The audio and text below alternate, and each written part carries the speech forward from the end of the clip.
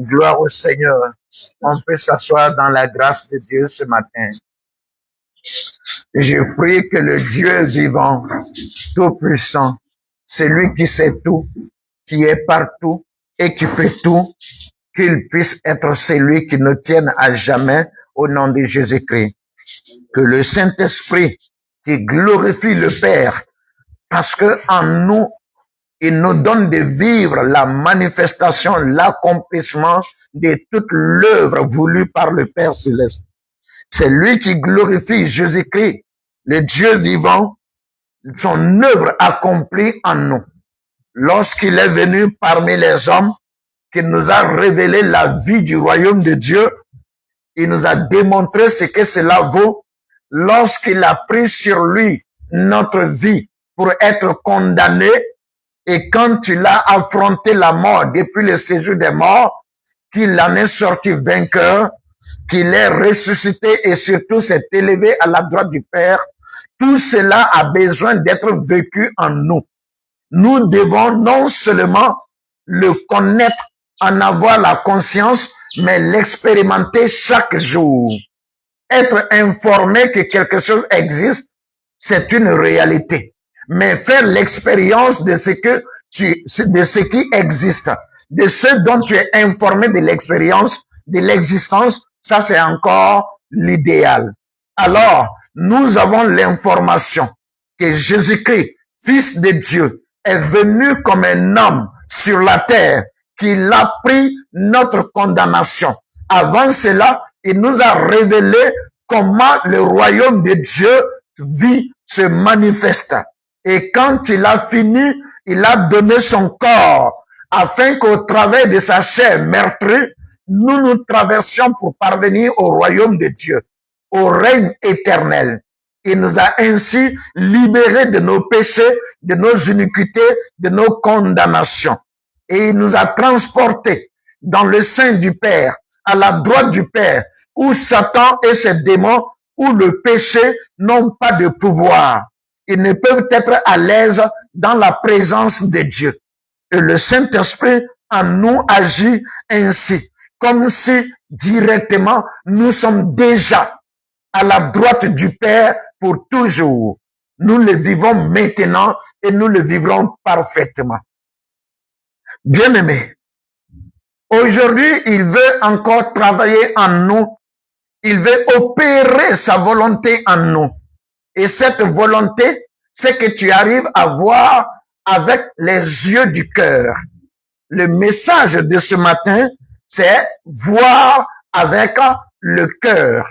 C'est ce que l'Esprit du Seigneur veut nous accorder de découvrir et d'expérimenter. Au nom de Jésus, nous prions. Oui, il est dit que le Saint-Esprit, l'Esprit de vérité vient. Il nous conduit dans toute la vérité. Ce qui signifie que ce qui est l'idéal est manifesté en même temps. Ce n'est pas seulement l'idéal, mais c'est aussi manifesté. C'est ainsi que le Saint-Esprit agit. Notre Dieu, nous prions que cela soit. Au fur et à mesure que nous soyons libérés de nos plumes négatives, libérés de nos charges négatives, et qu'au fur et à mesure, nous soyons revêtus de toi, Père Céleste, revêtus de ta gloire, de tes vertus, de ta nature, de tes visions, de tes aptitudes. Ô Seigneur, à tous égards, que nous portions ta marque, ton héritage, ta nature, et que, Seigneur, nous devenions toi. Oui, Père, Jésus-Christ nous a été donné afin que nous devenions lui.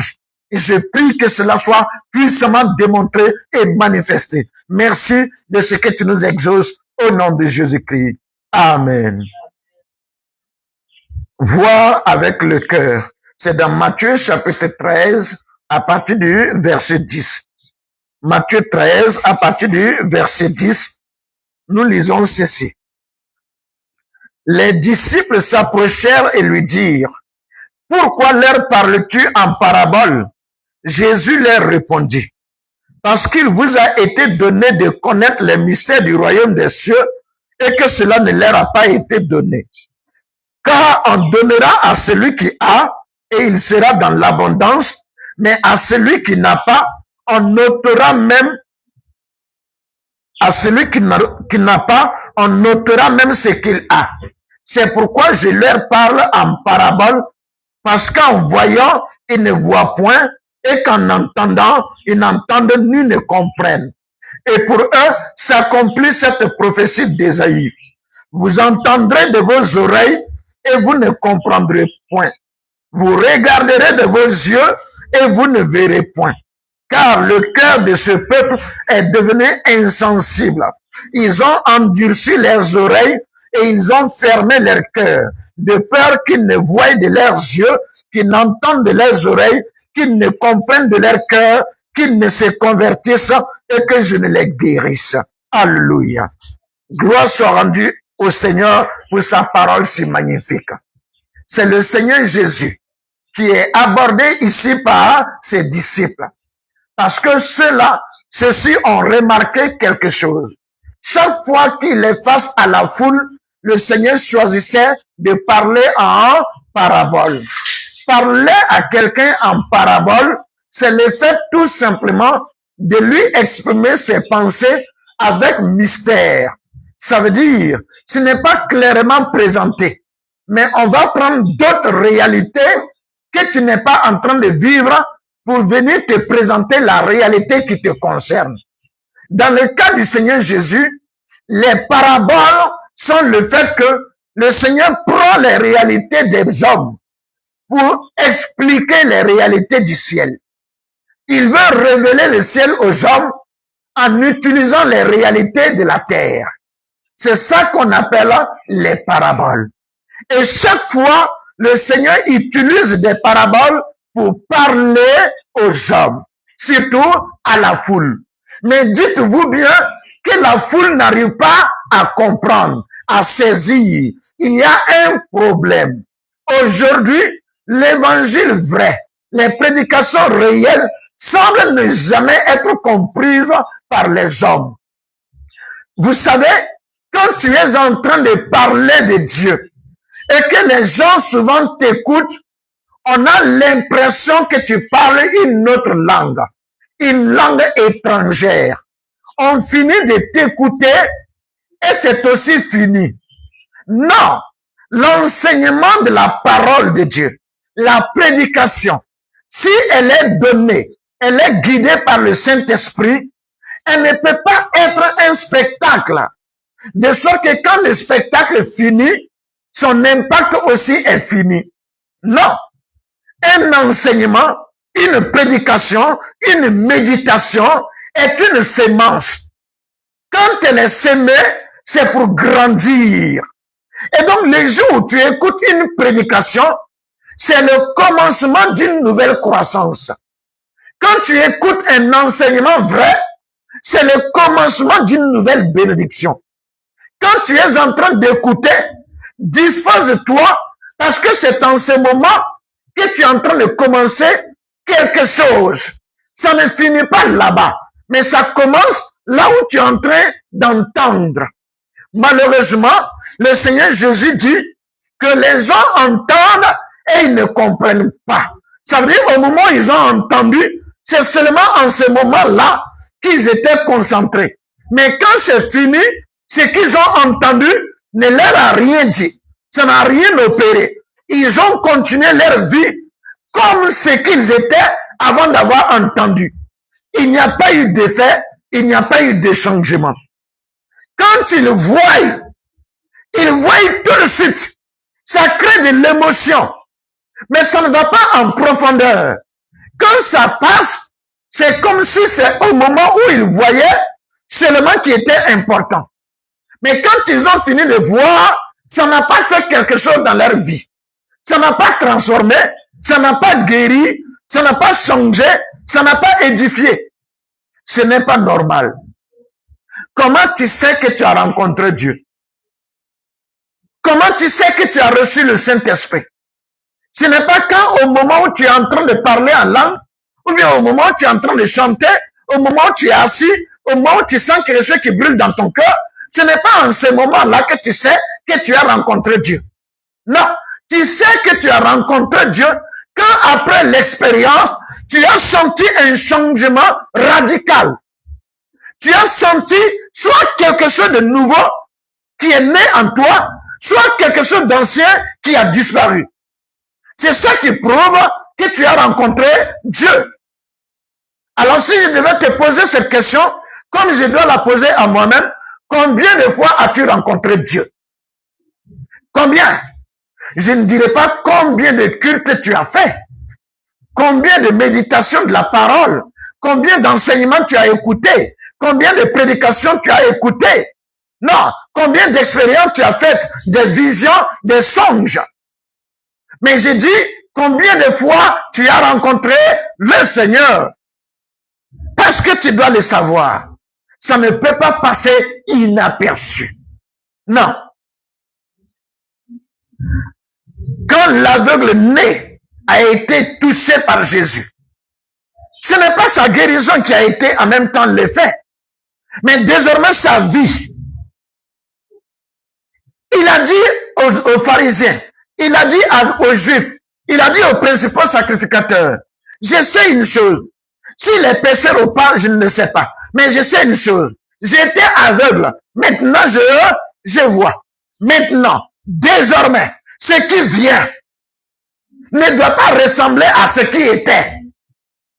Et ça doit être clair. C'est ce que le Seigneur voulait dire. Il dit, il y a un problème. Je leur parle en parabole. Parce que c'est le choix qu'ils ont fait. C'est ce qu'ils méritent. Et je vais leur donner juste ce qu'ils méritent. Mais vous avez le privilège. Effectivement, les disciples avaient constaté qu'ils avaient ce privilège, cet avantage-là de pouvoir demander au Seigneur entre eux, dans l'intimité. Seigneur, qu'est-ce que tu voulais dire par la parabole de la sémence? Mais on n'a pas compris quand tu as parlé du trésor caché dans les champs. Mais Seigneur, qu'est-ce que ça peut signifier quand tu dis, par exemple, que le royaume de Dieu, c'est une graine de sénévé? Ils avaient l'occasion en aparté, en intimité avec le Seigneur Jésus. Il leur parlait maintenant directement. Il n'y avait plus de mystère. Et ça, c'était leur avantage. Et donc le Seigneur nous apprend ici qu'il y a deux positions dans lesquelles chacun peut se trouver. Tu peux te trouver dans la position de ceux qui sont éloignés. Gardez loin du Seigneur. Tout vient pour eux comme quelque chose de mystérieux qu'ils ne comprennent pas. Jésus a dit ça. Lorsque le semeur est sorti et qu'il a commencé à semer, une partie est tombée le long du chemin. Et il a expliqué que le cœur qui ressemble au chemin, c'est un cœur insensé. Il ne comprend pas ce qui vient de Dieu. Et comme il ne comprend pas, il ne cherche pas à comprendre non plus. Tout de suite, il rejette et il continue son chemin. Il continue sa route. Et c'est ce qui arrive à beaucoup de personnes. Dès qu'ils entendent l'évangile et qu'il y a des paroles qui sont sorties qu'eux, ils ne peuvent pas comprendre, qu'ils ne peuvent pas expliquer humainement, tout de suite, ils braquent. Ils commencent à se moquer. Ils commencent à mépriser. Ils rejettent et ils continuent leur chemin. Ça, c'est le cœur qui est comme le chemin. Le Seigneur l'a dit. Mais c'est parce que tu es loin de Dieu. Parce que je suis loin de Dieu. Si cela se produit en nous. Frères, sœurs, cela nous amène à un message à 2 points très simples. Si tu veux arriver à quelque chose, il faut d'abord que tu reçoives l'invitation du Seigneur. Tu dois accepter cette invitation et aller à Dieu. Tu ne peux pas rester à distance et puis comprendre Dieu. Non, ce n'est pas possible. Pourquoi les disciples avaient-ils cet avantage? Parce qu'on les appelait disciples.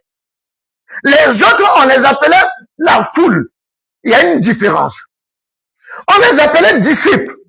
Pourquoi? Ils étaient toujours avec le maître. Ils devaient devenir comme le maître. Ils devaient obéir au maître. Ils devaient exercer avec l'aide du maître. Et donc, ils étaient proches du maître. Toujours proches du Seigneur Jésus-Christ. Mais la foule était celle qui était là occasionnellement. Et si tu dois décrire la position de la foule, tu vas voir que ce n'est pas la même foule en tout temps. Quand il passe en Galilée, c'est-à-dire quand il passe par exemple en Capernaum, la foule qui est là-bas n'est pas la même foule que quand il est à Jérusalem. Quand il passe vers Jéricho, ce n'est pas la même foule. Mais vous découvrez que chaque foule agit selon l'opportunité qui lui a été donnée. Et ça, c'est l'exemple des chrétiens.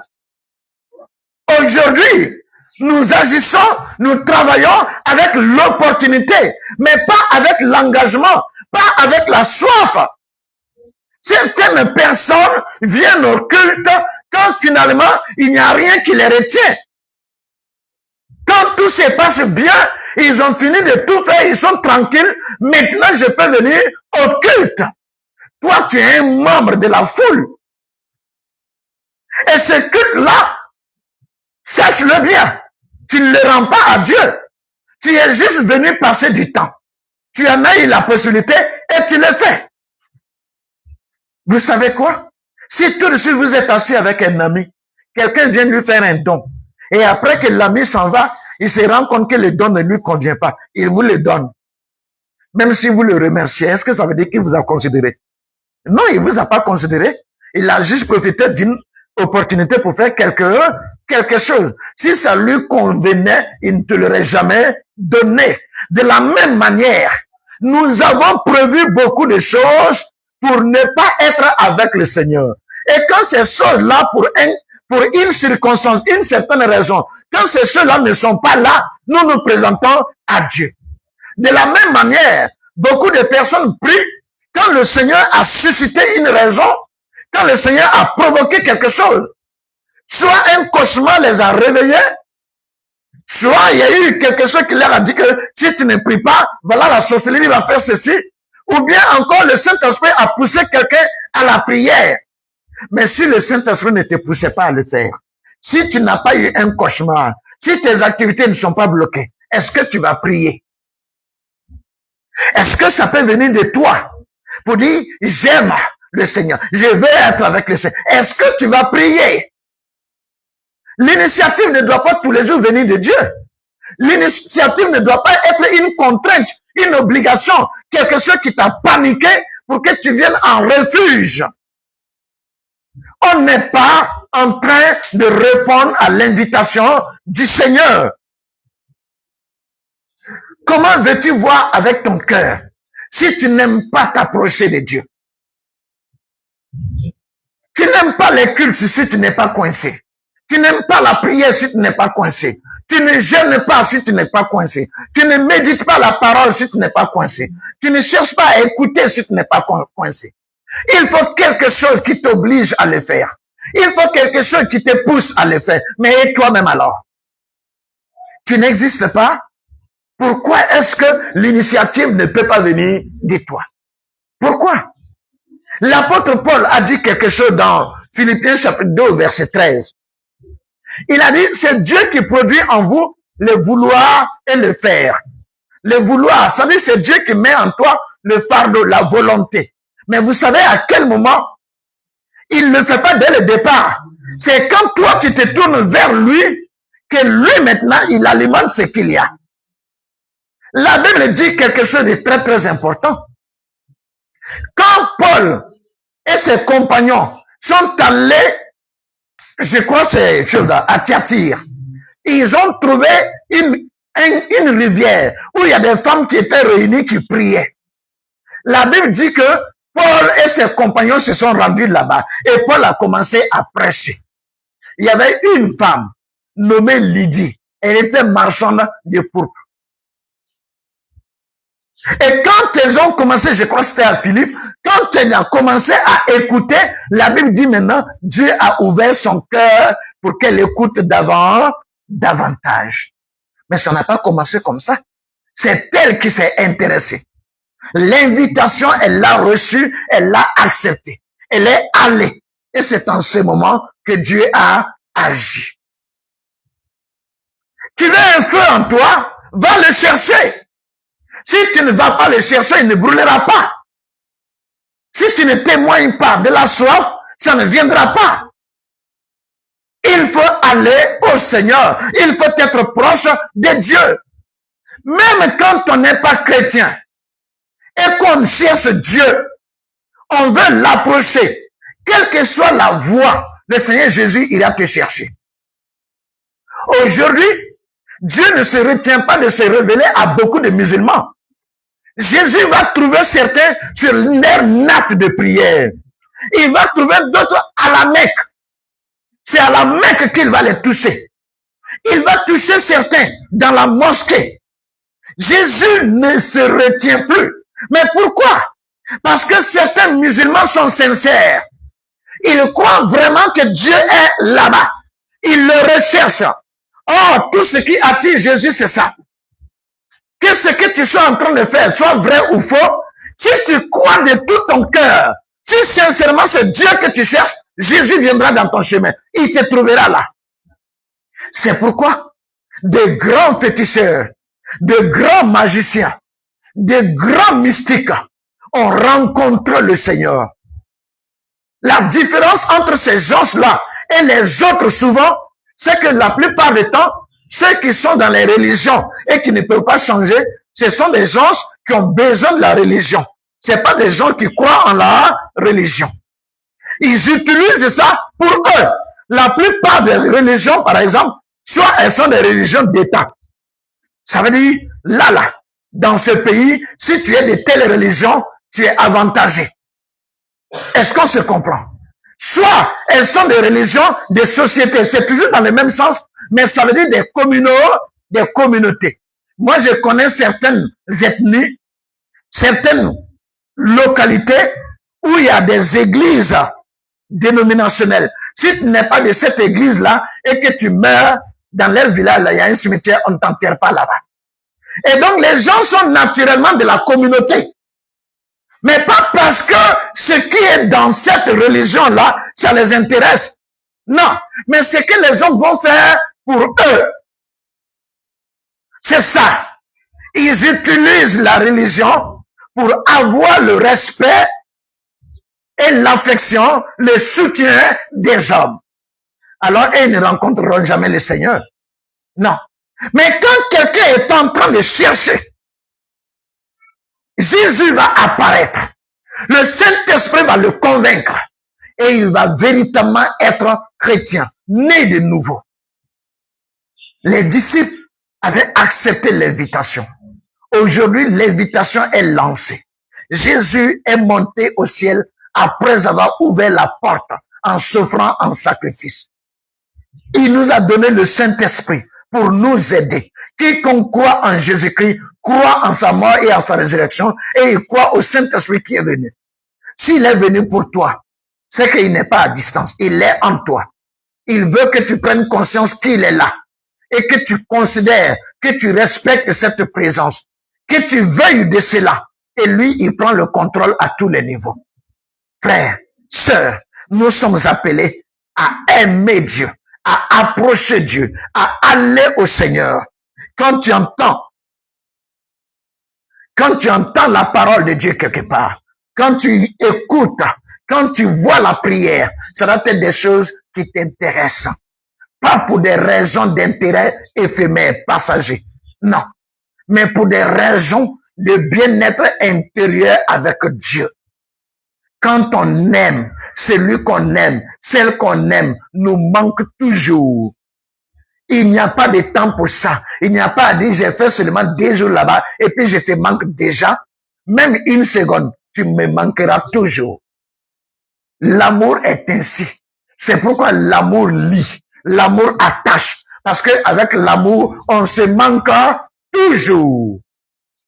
Et ça, c'est capital. Viens au Seigneur, cherche. Tu veux souvent dire, je veux que Dieu me parle, je veux que Dieu me parle clairement, je veux entendre la voix de Dieu, je veux ceci, je veux cela. Mais comment le veux-tu si tu ne veux pas être proche de lui? Comment le veux-tu? Quand nous avons l'occasion, la télévision, nous avons toutes les chaînes. Nous avons la plupart des temps, dans les portables, tout le temps. Nous sommes là dans beaucoup de fois les causeries de beaucoup de choses. Souvent les bars, les maquis, souvent dans des coins où on passe tout le temps. Mais vous savez pourquoi on fait ça? Parce que c'est facile de le faire. Est-ce que vous le comprenez? Causer et critiquer, est-ce que c'est difficile? Non, c'est facile. Parce que notre nature a rendu ça facile. C'est ta nature. Ramper comme une tortue, pour toi c'est compliqué. Mais la nature de la tortue le lui rend facile. Courir à toute vitesse, pour toi ça se cultive. Mais le départ, c'est sa nature qui le lui rend facile. Alors de la même manière, ce que nous faisons facilement, c'est notre nature de pécheur qui nous les rend faciles.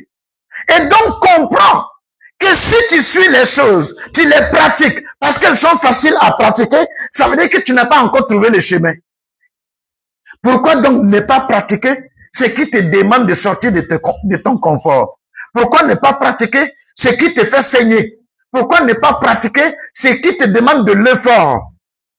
Et c'est ce à quoi nous sommes appelés pour être proches du Seigneur. Il ne nous a pas promis que c'est facile. Il ne nous a pas dit qu'il n'y a pas de problème. Pour commencer, ça va te faire saigner. Pour aller, ça va te faire saigner. La Bible dit que le Saint-Esprit est consolateur. Il est notre aide. Quand on aide quelqu'un, on ne le remplace pas. On l'accompagne. On le soutient. Alors, le Saint-Esprit n'est pas venu nous remplacer. Alors, si tu ne commences pas, comment lui va t'accompagner? Comment est-ce qu'il va te booster? Il le faut. C'est très, très important. Et donc, nous comprenons que nous devons aller au Seigneur. Maintenant, quand quelqu'un va au Seigneur, il y a maintenant la deuxième attitude. En allant au Seigneur, ne va pas avec le monde. C'est là la preuve que tu veux aller au Seigneur. Vous savez, la Bible dit quelque chose de Bartimée. On dit quand Jésus passait dans la ville de Jéricho, Bartimée qui était aveugle au bord de la voie, il a entendu beaucoup de bruit. Et il a demandé, mais qu'est-ce qui se passe? On dit non, c'est Jésus de Nazareth qui passe. Ah non, il fallait pas qu'il entende ça. Bartimée a commencé à crier. Jésus, fils de David, aie pitié de moi. Jésus, fils de David, aie pitié de moi. Plus il criait, plus la foule a commencé à s'opposer à lui. Non, ne dérange pas le maître. Non, tu l'importunes. Ne crie plus. Bartimée ne s'est pas laissé intimider. Parce que c'est entre Jésus et puis lui. Il a crié plus fort. Et quand le Seigneur l'a entendu, et qu'il s'est retourné pour dire, appelez-le-moi. Les mêmes personnes ont commencé à dire, prends courage, le maître t'appelle. S'il les avait écoutés alors, qu'est-ce qui se serait passé? Donc vous voyez, Bartimée a montré que personne ne va l'empêcher d'arriver jusque là. Il a brisé l'opposition de la foule. Une deuxième chose, quand on lui a dit viens, tout de suite, il a jeté son manteau. Ce avec quoi il était habitué là, il a compris qu'il faut s'en défaire. Il est allé à Jésus sans son manteau. Quand tu vas au Seigneur, il y a des choses qui ne te favorisent pas la marche. Ça veut dire quoi? Ça te rend lourd. Ça t'handicape.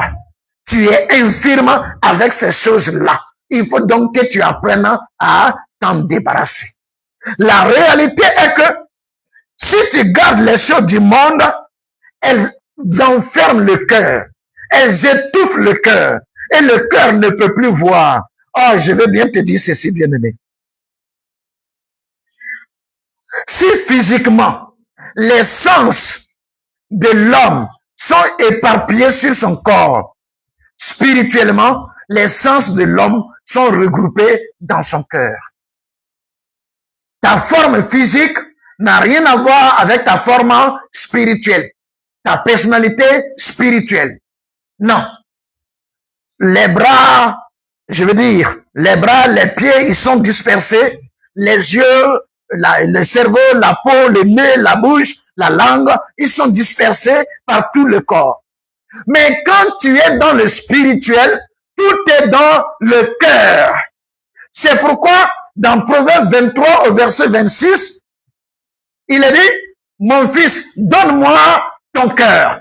Parce que quand Dieu tient ton cœur, il a tout le reste de tes sens. Et donc, quand quelqu'un donne réellement son cœur à Dieu, tous les autres sens spirituels se réveillent. Parce qu'ils sont tous dans le cœur.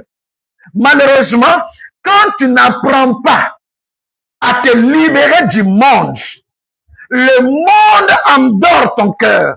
Il étouffe ton cœur. Et par conséquent, tous tes sens, tous tes membres spirituels sont brisés. Ils sont engourdis. Ils ne réagissent pas. Ils ne se manifestent pas. Ils ne s'expriment pas. C'est pourquoi Jésus a dit, ils entendent, mais ne peuvent pas comprendre. Ils voient, mais ne peuvent pas saisir. Parce que les yeux du cœur sont fatigués, ils sont épuisés, ils ne peuvent pas percevoir des glaucomes spirituels. Voici la réalité. On a des mains sèches spirituelles parce que les mains dans le cœur n'arrivent pas à saisir. On a des pieds niquelés, des pieds brisés, des pieds desséchés spirituellement parce que ça ne nous pousse nulle part. Le cœur est fermé. On a des peaux lépreuses dans le cœur spirituellement. On ne ressent rien. On ne discerne rien. Les narines spirituelles sont bouchées, sont malades, enrhumées. On ne sent pas. Tout simplement parce qu'on porte encore les déchets qui proviennent du monde. C'est pourquoi Dieu ne te dit pas que tu seras capable. Il te dit qu'il te rend capable quand tu veux. Décide de renoncer à quelque chose. Commence à agir de la bonne manière. Dieu t'accompagnera. Le Seigneur ne sera jamais contre quelqu'un qui a commencé à abandonner quelque chose, mais qui va souvent et à qui il arrive de tomber dedans et de se relever, mais avec la volonté d'en sortir définitivement. Non. Mais quelqu'un qui les tolère, qui les accepte et qui leur donne des excuses, Dieu ne peut pas accepter, il ne peut pas tolérer la personne. Il y a une différence entre celui qui pêche et celui qui tombe dans le péché. Celui qui pêche, c'est le pécheur. C'est celui qui est d'accord avec le péché. Celui qui tombe dans le péché, c'est le faible. C'est celui qui, dans son combat, n'a pas réussi une fois, il tombe. Il n'a pas réussi une autre fois, il est tombé, mais il se relève avec le même fardeau, la même quête, la même décision. Il faut que ça, je sorte de là. Il faut que je sorte de là. Alors, une telle personne est dans la grâce de Dieu. Elle a la visibilité dans le royaume de Dieu. Parce que partout on la voit, partout on la reconnaît, partout on la suit. Elle attire l'attention. Mais quelqu'un qui n'est pas dérangé par ce qui est mal, qui lui donne des raisons, qui lui donne une maison, il perd toute visibilité. C'est pourquoi la Bible dit, le salaire du péché, c'est la mort. C'est-à-dire, quand tu es dans le péché, tu n'existes plus pour Dieu. Quand quelqu'un meurt, il cesse d'exister pour celui ou pour celle aux yeux de qui il est mort. Il n'y a plus de communion, il n'y a plus de communication. Même on cherche à se libérer de la pensée de la personne. Alors quand tu pêches, c'est la même chose qui se passe avec Dieu. C'est pourquoi il l'a déclaré dans Ésaïe 59. Il dit, la main de Dieu n'est pas trop courte pour nous sauver, ni son oreille trop dure pour nous entendre. Mais ce qui fait que Dieu ne nous écoute pas et ne nous entend pas, ce qui fait qu'il ne réagit pas, ce sont nos péchés, nos iniquités, depuis le cœur jusqu'aux actions, aux actes, aux comportements, aux habitudes, aux activités, à la mentalité. Tout cela s'est corrompu et se retourne contre Dieu. Alors ce jour, Dieu t'interpelle, toi et moi. Voulons-nous avoir un cœur qui voit réellement? Voulons-nous regarder avec nos cœurs et pouvoir voir? Parce que c'est ceux-là seulement qui seront à la gloire de Dieu. Pourquoi Jésus s'est-il attaqué à l'aveuglement? Parce qu'il n'aime pas l'aveuglement. Non. Il a dit aux pharisiens, si vous disiez que vous étiez aveugle, si vous aviez reconnu que vous étiez aveugle, vous seriez en train de voir maintenant parce que je suis venu pour ça. Je suis venu pour que les aveugles voient. Mais vous dites que vous voyez, c'est pourquoi vous serez maintenant aveugle. Vous ne comprendrez pas. C'est pour dire que partout où il y a des aveugles qui désirent voir, Jésus viendra. Il se manifestera. Mais si tu aimes ton aveuglement, ta condition d'aveugle, alors il se gardera loin de toi. Aujourd'hui, toi et moi, les dispositions que nous devons avoir, c'est non seulement aimer aller au Seigneur, sans condition. Cela doit être notre passion. Quand on dit passionné de Dieu, là, c'est ça. Ce n'est pas passionné de Dieu parce que ça fait des miracles. Ce n'est pas passionné de Dieu parce que quand je parle, c'est intéressant. Ce n'est pas passionné de Dieu parce que quand je l'ai fait, j'ai vu les gens se sont levés, ils ont accepté. Non. C'est passionné de Dieu parce que je l'aime, lui, je suis attaché et je dois même être possessif à son sujet. Ça, Dieu le veut. Et quand nous sommes à ce niveau, nous apprenons à nous débarrasser. Tu ne peux pas être passionné de Dieu et passionné du monde. Le Seigneur Jésus a dit, on ne peut servir deux maîtres. Tu ne peux pas servir Dieu et maman. Tu es obligé de haïr l'un pour aimer l'autre. Lesquels tu voudrais haïr et lequel tu voudrais aimer? Je fais le choix d'aimer Dieu et de haïr maman. Et toi, que Dieu nous donne le bon choix.